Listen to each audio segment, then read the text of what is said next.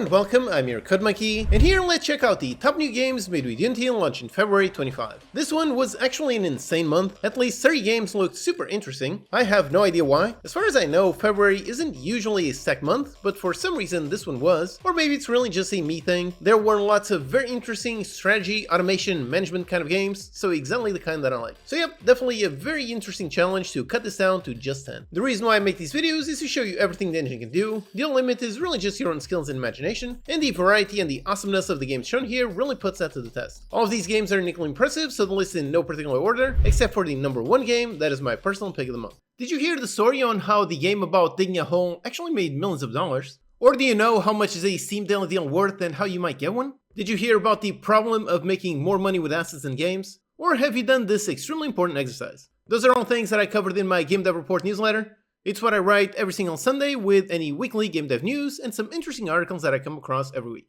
Sign up for free with a link in the description. Alright, so starting off at number 10, where we have the latest game published by Clay Entertainment. It's Mind Over Magic. This one is a colony sim set in a cursed magic school. You build your school brick by brick, floor by floor, room by room. Design and decorate each room with the proper wallpaper, lighting, and various layouts to discover some hidden efficiency bonuses. Get new students and train them in your own ways. Equip some gear, make some powerful potions, or use some mystic relics. You can customize their schedules and assign teachers to make sure all of your students learn properly. Then, when you're ready, definitely go down and explore the Deadly Underschool. This is the dungeon under the school that is full of evil mystical monsters. The deeper you explore, the greater the reward, but sometimes the danger does not stay just underground. This one is published by Clay. Those are the devs behind Don't Starve and Oxygen Not Included. I think this one is their first published game that they didn't make themselves, and they definitely started off quite strong. This one already has 2,800 very positive reviews, so that's a great result. Next, here we have Sworn. This one is a co-op action roguelike. It's super stylish, super fast-paced. It is based on the lore of the Knights of Camelot, so that's a nice theme. It does look very, very well made, also very much Hades-like. You can swear fealty to some Fey Lords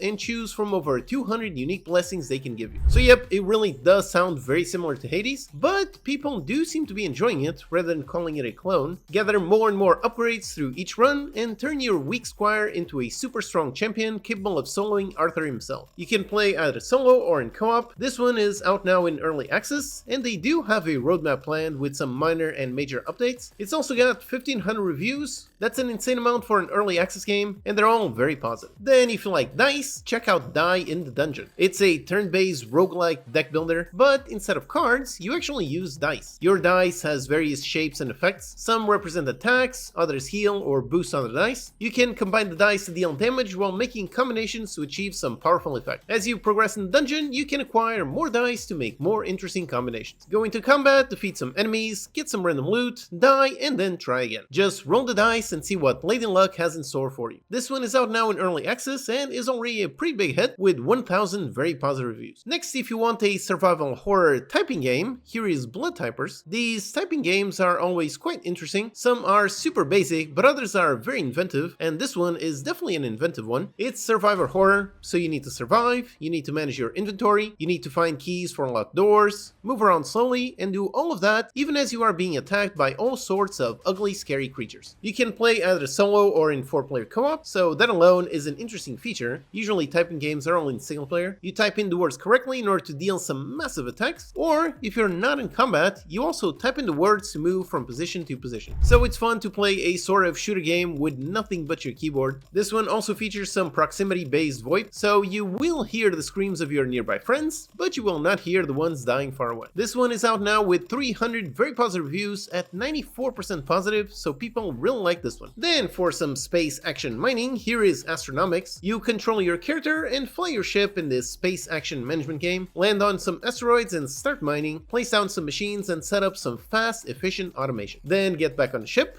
land on a nearby station and sell your minerals for cold hard cash. Then you take that cash and buy a bunch of upgrades. But do be careful, you are not just mining the asteroids in peace. There are space pirates that want what you have, so keep an eye out and defend yourself. You explore various randomly generated asteroids. They're all unique, so you can't just spam the same strategy over and over again. You do need to adapt, complete some contracts, make some money, and buy your ticket back to Earth. It is out now in early access and already looks very solid. It currently has 300 very positive reviews. Next up, we have have Slender Threads. This one is a paranormal point-and-click adventure with a very interesting style. It's got some hand-painted characters and environments. I really like it. It reminds me of Broken Age, the Double Fine game that got kickstarted. This one is a slightly spooky paranormal horror game. You're a traveling salesman wandering around in an unfamiliar town, so your goal is to explore this area, solve some puzzles, meet some interesting strange characters, and uncover the mysteries of this place. Point-and-click adventures are actually usually pretty niche, but this one is actually finding quite a bit of success. Right now, it's got 200 very positive reviews at 94% positive. That's a really great score, so people really like this one. Then for some dancing, we have Rift of the Necrodancer. And yep, this is sort of a sequel to the very popular Crypt of the Necrodancer. This time, instead of being a dungeon crawler, instead of that, you are now playing a game kind of like Guitar Hero or DDR. You hit the right keys at the right time in order to damage your foes, so it's very much a musical combat game. Defeat your enemies with various difficulty settings to make the perfect challenge. You can race to the top of the global leaderboards, and it actually also supports importing your own custom music. So you can do that and create levels using the exact same tools that the level designers themselves use. You can defeat some bosses, do some daily challenges, engage in some fun mini games, and really just enjoy the music. Naturally, it features an excellent score. The trailer does sound great. It is out now and people really love it. It's already one of the best reviewed games on Steam. In just a few weeks, it got over 2,000 reviews at 95% overwhelmingly positive. So yep, it's a hit and people do love it. Then for a dystopian immersive sim, here we have Peripeteia. It is definitely very stylish. It is one of those games that feels like the visuals are basically designed to attack your senses. You've got lots of neon, lots of flashing lights, and really just all around weird imagery. It is inspired by Deus Ex, Stalker, and Eve, so that's definitely a great combination. You're in this dystopia and your goal is to move around, explore the world, get some loot, hack some systems, talk with some NPCs, manage your environment, and do some parkour. You've got to do all of that, and also make the right choices to figure out what on earth is going on. Basically, it's a very strange immersive sim, definitely great if you're looking for something new. It seems people really do like it. It is out now in early access and already has almost 600 very positive reviews, so the weirdness does seem to pay off. Next, if you're into some really punishing games, here is Jump King Quest. It is the sequel to the extremely popular Jump King, so that game that so many streamers played and screamed at. Now you can play either alone or with friends in this new adventure. You can do the usual gameplay, so wait for it to move and then jump, but now you also have some combat and some new ability. You climb up the castle to defeat some intimidating bosses. It also includes a leveling system, which does sound quite interesting. You can now customize your character, so enjoy nice 2.5D visuals, fight the enemies, or actually fight your own friends. It just launched in early access and people seem to really like the addition of combat. It has got 300 very positive reviews. And then up next, at number 1 for my personal pick of the month, here we have a fun monastery brewing tycoon named Ale Abbey. Your goal is to build and expand your monastery,